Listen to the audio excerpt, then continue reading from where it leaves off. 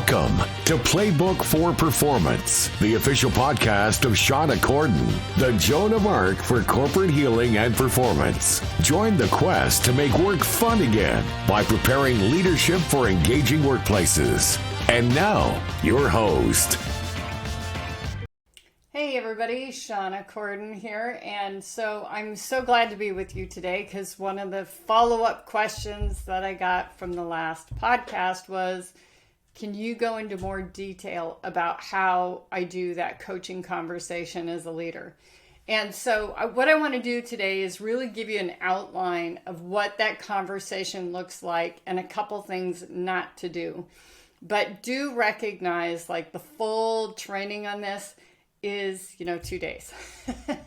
And then if you want to be a professional coach, credentialed by the ICF, etc., we're talking hundreds of hours of training. But for the purposes of today's podcast, what we're really trying to help you with today is this idea of I'm a leader. I am letting go of my death grip on my employees. I'm tired of being a micromanager. I'm tired of command and control. I'm tired of doing all the work.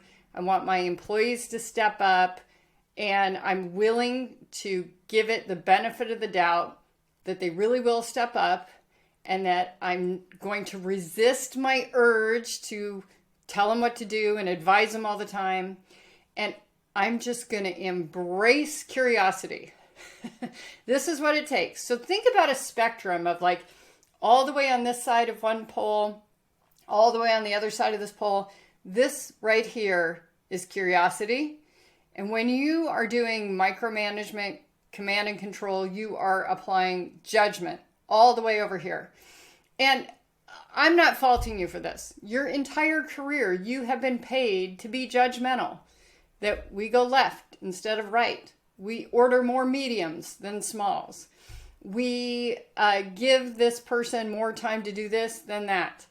We need 3 weeks to do this instead of 1 week. That's all because of your judgment skills. Those are a good thing. Judgment's not bad, but it does get in the way of a coach approach.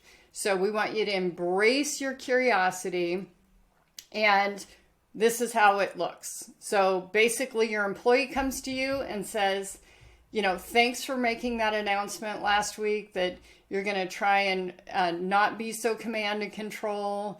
You're really trying to use more of a coach approach. It's new to you.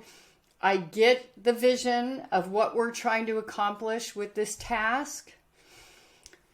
And so I'm here to share my ideas with you. Your job is to say, great, let's hear it. And the employee starts talking about how they want to use this particular approach, that they want to use these tasks, that they want to hire this group, that they want to spend this much money. Your job is to just say, tell me more. Now, in the back of your brain, out of habit, you will be saying, that's stupid. That's not going to work. We're going to miss the quarter. I can't believe I hired this person. You will have like every negative thought, but just like, starting to write with your left hand instead of your right, it's awkward. This is a new habit, a new behavior, a new way of thinking. It will feel like a total waste of time to start with. It's natural. It's totally natural. And that's why you want to rely on these phrases of tell me more, keep going, etc. And then we want to ask open-ended questions with no agenda. What do you think this looks like when it's done? What do you think the hardest part will be? What experience are you relying on to come up with this plan? Who else do you think could benefit from this approach? Have you used this approach before? Just on and on and on. So you want to ask these open-ended questions till you've really thoroughly hashed out and helped your employee go through the thinking process to make sure that they have really thought things through. So that's kind of the mindset that you really want to embrace. But there is a structure to this conversation, and I'll go through it at a very high level. Again, I'm trying to cram like, a minimum of 16 hours of training and practice into this very short podcast. But just like you have a meeting agenda for any staff meeting with objectives and everything else, when it comes to these one-on-one meetings with your staff members, you want to have a very sort of loose agenda, like, hey, what are we talking about today? Okay, so this is sort of like programming your GPS. You're just like, okay, where are we going? We're going to Bend, Oregon. Okay, you're just like punching that in. You're not putting in the street address or anything like that yet. You're just like trying to get oriented so that you're both facing the same direction. Okay, and then you want to ask your employee, well, what do you want to get out of our conversation today? And anything is acceptable. They could say, well, I want your approval. I want a couple of ideas on this. I'm a little stuck right here. I thought we could work through it. I just want to think out loud. I want to hear if you see any glaring issues. I want to see if there's anybody that we can use to help in this process. Or could you give me the name of 3 vendors who have done, this kind of event for us before, that kind of thing. So that's kind of the next layer of detail for the agenda. And you say, great, okay. And you, whatever topic they chose, you say, where should we start, right? You want to give them the power to come up with where they're starting from, how they want to run it. Again, we're trying to push as much of the work onto them as possible. You've been working for them for so long.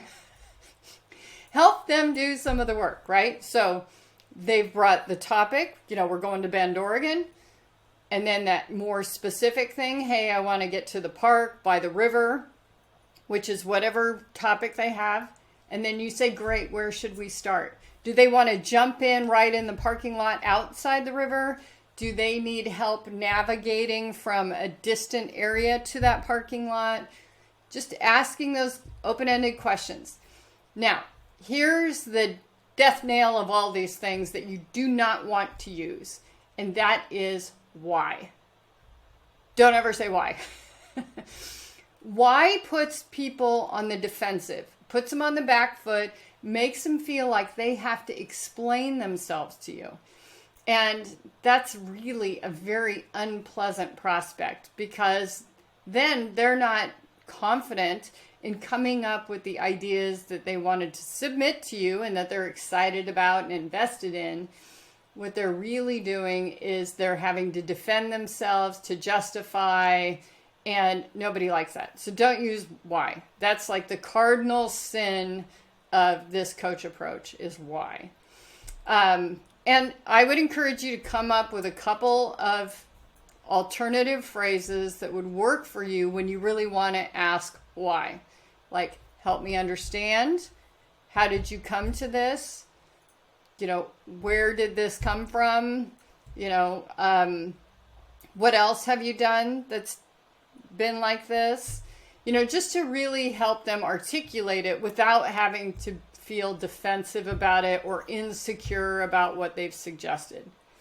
Now, as the conversation has progressed and you feel like you're naturally getting to the conclusion of what they had offered as their agenda, how to get to the parking lot, whatever it might be, then we want to bring in the accountability piece, right? Because just because you're leading and you're doing the vision doesn't mean that you are exempt from managing. You are still responsible for managing their performance. And so this is where accountability comes in, but here's the twist. You're not going to say, I need this by Monday morning. What you're going to do is you're going to say, when's the first milestone? When can we expect this?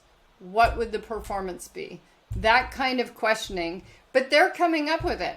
They're going to say, I expect to be at that parking lot at 8 a.m. on Monday morning. Great. Then you can ask a follow-up question if you'd like, which would be, is there anything that might prevent you from doing this? and just have them come up with like catastrophes that might happen.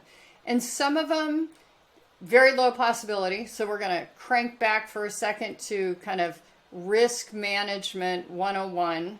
It's like, here's all the possible things that could happen. There could be an earthquake. The road could crack in half. I'd have to push everything on a bicycle, whatever it might be.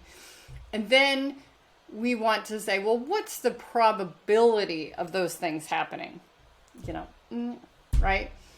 If it's a fairly high probability, like let's say it's going to be rain on the event, could be a thunderstorm, whatever it might be, then you say, okay, given the probability of this is 40% or whatever, do we have a contingency plan? Do we have tents? Do we have whatever it might be? And so you just want to ask those questions.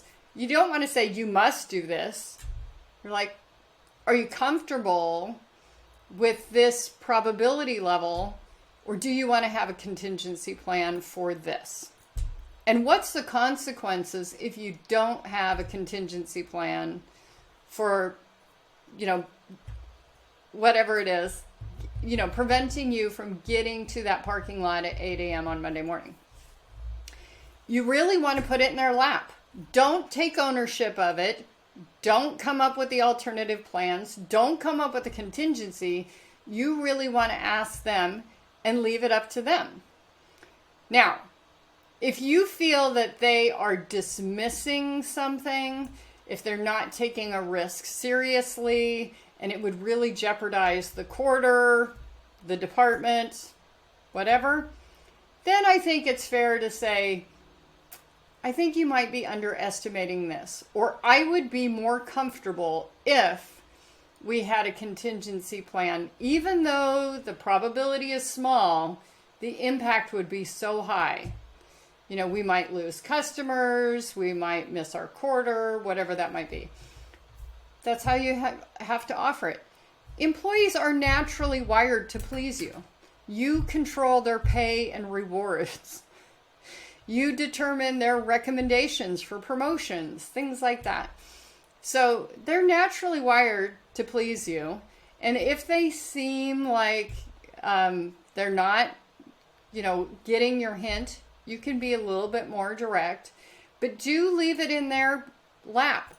Do let them do the work. This is the whole point of you moving away from command and control to a coach approach.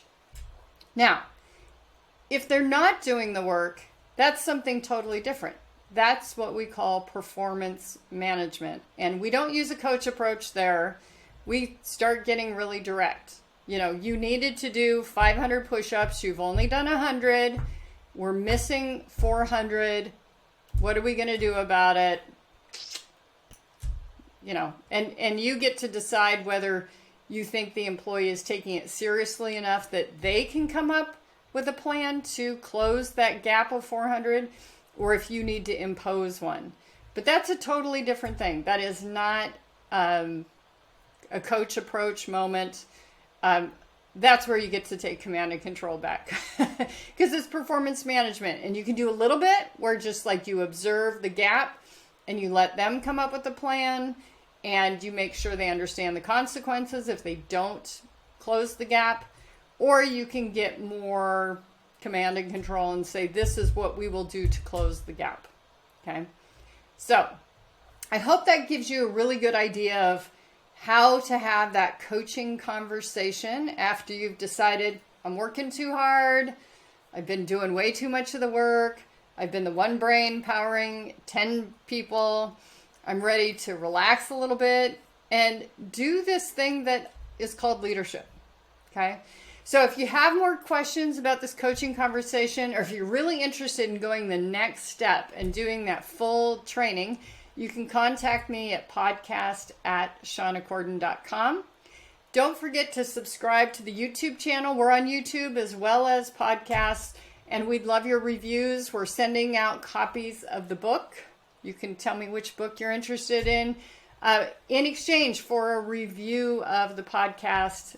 We'd love your 5-star review. It helps us help other leaders get better. So until next time, take good care.